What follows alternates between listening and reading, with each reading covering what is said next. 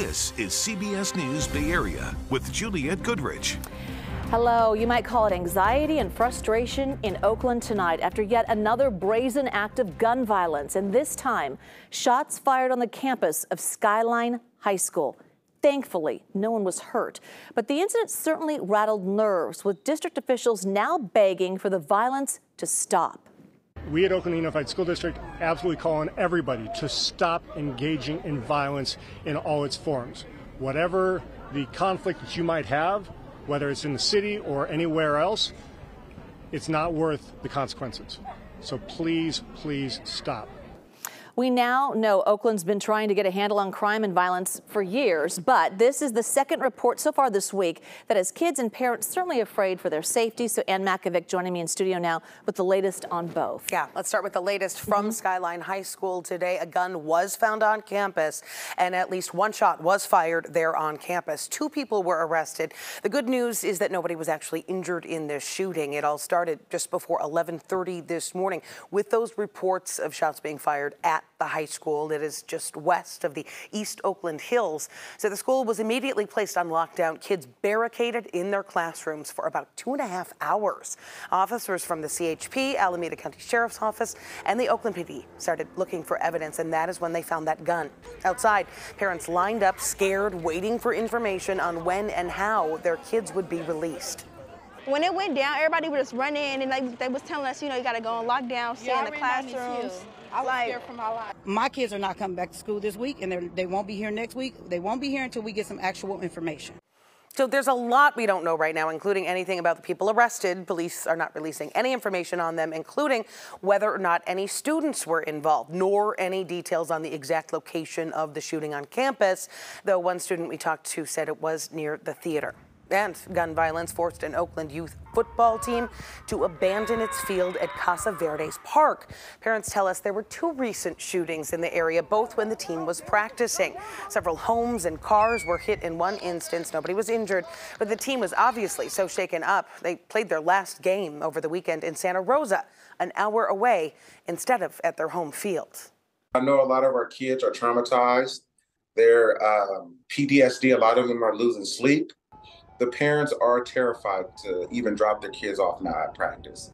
So the school had then been looking for a new place to practice. We did just get word that they found a temporary field at Madison Park Elementary in Oakland. So good news there. Yeah, you want them to be safe no matter what, at school and at practice. And this is all on top of another shooting where an innocent woman was actually hit at Lake Merritt on Labor Day. So what are police saying about that one? That woman, luckily her condition has been upgraded to stable condition at the hospital. Police say she was just walking her dog with a friend when at about 12:30 in the afternoon, broad daylight, a gunfight erupted between 2 cars. 1 car pulled over and 3 suspects came out firing.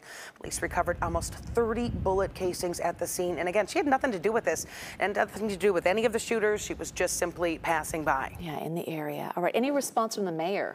She actually did send out a series of tweets today, Mayor Sheng Tao. She said that community safety is her top priority and that they're focused on an enforcement and prevention, scaling all of that up, as well as their ability to respond to 911 calls. She also tweeted, "Let me be clear, if you come to Oakland and you think you can pull the trigger or commit a crime, we will find you. We will hold you accountable for the violence against our residents and businesses." And as for the people who live and work in Oakland, she tweeted, "I hope you will get involved in your local neighborhood council or community group." It's all stuff we've heard before. We can, yeah, true. All right, Ann, thank you. All right, let's get to some breaking news now. Out of Burlingame, we're learning of gunshots fired near Interstate 280. Southbound lanes are back open now after a temporary closure. This happened just north of Truesdale Drive. One driver was taken to the hospital, but police so far have not confirmed that person's injuries. Emergency sirens can save lives during disasters, and today San Francisco city leaders are finally discussing bringing them back after a long delay. Our Max Darrow heard from one man who's happy to see their return because of where he lives. Among the thousands of people who live in San Francisco's Sunset District is Liam McNally. He lives about 3 blocks from the ocean. When he moved to the neighborhood about 7 years ago, he got used to hearing the faint sound of the waves, but also this. This is a test. Something like that. The weekly Tuesday test of the city's emergency warning sirens. It's just like a funny little a funny little character bit about the neighborhood, about the city. But that familiar sound faded out in 2019 when the city took the sirens offline amidst hacking concerns. They've been offline ever since. McNally says there was an instance in recent years where a text alert about a possible tsunami wasn't as effective as the sirens would have been. And I slept through the texts. I woke up to like calls from my sister, and I think I would have heard the sirens if they had gone on. Board of Supervisors President Aaron Peskin says it was on the perennial list of things to be rehabilitated, kept falling to the bottom of the list. But he says that won't be the case any longer, as the city plans to move forward with a plan to get them back online. After the Lahaina tragedy, everybody at City Hall realized this was not a want to have, it was a need to have. The emergency warning sirens aren't only placed in San Francisco's coastal areas, they're positioned all throughout the city. It's really a critical part of communicating with people on the streets in San Francisco in the event of an earthquake. If we can tell people not to go to the Bay Bridge but use the Golden Gate Bridge, if we want to tell people that the right thing to do, which is usually the right answer, to shelter in place. So the official estimate for how much it'll cost to get 119 emergency warning sirens like this one back up and running, it's about $5 million. Peskin anticipates it'll take about a year and change to get them back up and running, looking at about the end of 2024. McNally is fine with that price tag, and he says so long as the system actually works well, no need to spend more on a complete overhaul. If it's as simple as like turning them back on and they're all in good shape, or like, require minimal restorations, then better not to waste and better to use what we have. At this point, he's on board. Better to be prepared for the worst. If it's an effective system, then it's worth having ready to go. Even though it means he'll have to get used to hearing this once again.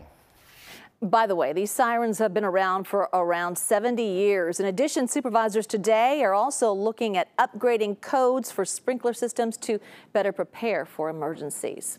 All right, now to the burners who faced a festival emergency of sorts. Check this out. At this hour, many of them returning home to the Bay Area after quite an ordeal at Burning Man. The exit strategy, just don't get stuck in that mud for hours and be prepared to be stuck in it. Today, some of those people returning home sent us videos from their trek home. The long drive home, what normally is a 2-hour drive, turned into an 8-hour muddy ordeal just to get to the Burning Man gates. Get stuck here. Yep, you got it. Ben Brent sent us video and says he hopes to be back in the Bay Area sometime tonight.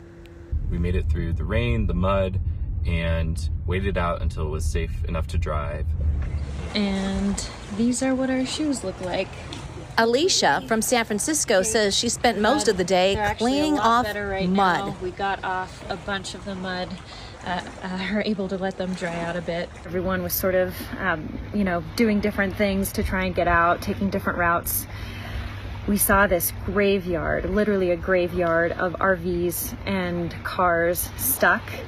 And we tried to help a few people. Some people's tires were completely covered in mud, so they had no traction. We also did see some cars stuck in the mud, a U-Haul, even a van that looked like it had maybe caught fire. So we hope folks are okay, able to make it out safely and come back to collect their items, possessions, vehicles when possible. And speaking of coming back, will they? Well, the ones I talked to today told me yes. After all, pictures like this seem to erase the rainstorm before the rainbow. And welcome back, burners, back to the Bay Area. All right, girl power on the football field. I mean, I've grown up watching TJ Watt. Now I'm, a linebacker on the field. The change in rules that gives female athletes new opportunities in a sport that's typically played by boys. As we approach sunset, the fog is starting to roll back in. Just a few wisps as we look to the east from Mark Hopkins Hotel, but it's going to take over later on this evening. Temperatures were warm, normally warm for early September. We'll take a look at how long we can keep this going in the First Alert forecast.